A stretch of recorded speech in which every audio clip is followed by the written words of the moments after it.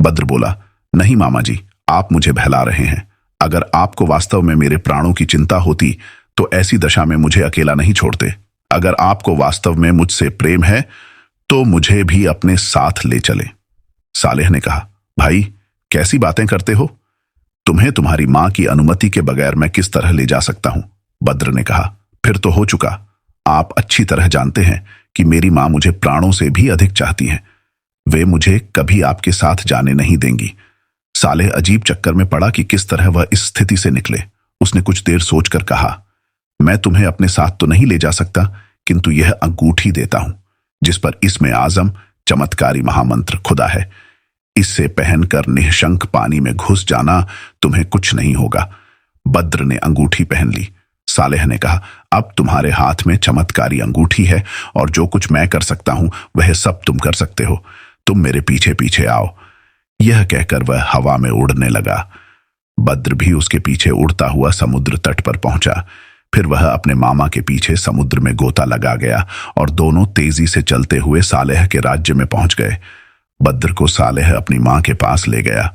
बद्र ने आदरपूर्वक नानी के हाथ चूमे और वह भी उसे देखकर बड़ी प्रसन्न हुई और आशीर्वाद देने लगी और उसे खूब प्यार करने लगी। उसने परिवार की अन्य स्त्रियों से भी मिलवाया और सब लोग बहुत देर तक बातें करते रहे। इस बीच सालेह ने अवकाश पाकर अपनी मां से बद्र का सारा हाल बताया कि वह किस प्रकार समंदाल देश की शहजादी के पीछे पागल हो गया है। उसने कहा कि अब तुम बद्र को रखना, मैं समंदाल के बादशाह से बद्र के लिए जवाहर को मांगने जा रहा हूं। उसने कहा, मैंने और गुल अनार ने इस बात का बहुत ध्यान रखा कि इस बात की भनक बद्र को न लगे, किंतु उसे मालूम हो ही गया और अब सिवाय इसके कुछ नहीं हो सकता कि जल्दी से जल्दी विवाह की बात की जाए।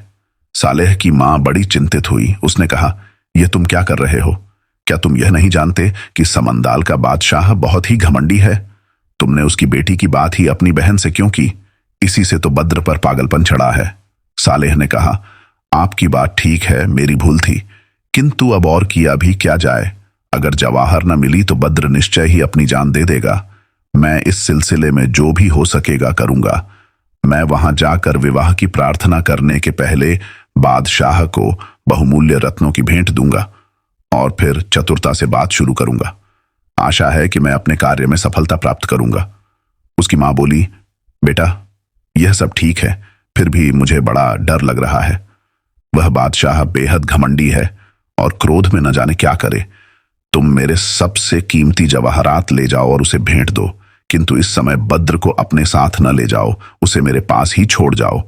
इसके अलावा यह ध्यान रखना कि बड़ी चतुराई से बात शुरू की जाए। किसी भी दशा में उसे क्रुद्ध नहीं होने देना है, क्योंकि वह क्रुद्ध हुआ तो विवाह तो होगा ही नहीं, और भी कोई मुसीबत आ सकती है।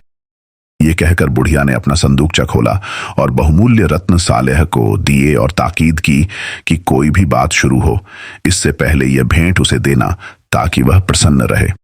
सालेह ने मां के दिए हुए रत्न एक सुंदर मंजूषा में रखे और थोड़ी सी सेना लेकर समंदाल देश की ओर चल दिया। कुछ काल में वह वहां पहुंच गया। समंदाल के बादशाह ने उसका यथोचित स्वागत किया, स्वयं सिंहासन से उतरकर उससे मिला और अपने बगल में उसे बिठाया। सालेह विनयपूर्वक बैठ गया। उससे समंदाल के बादशाह ने कहा,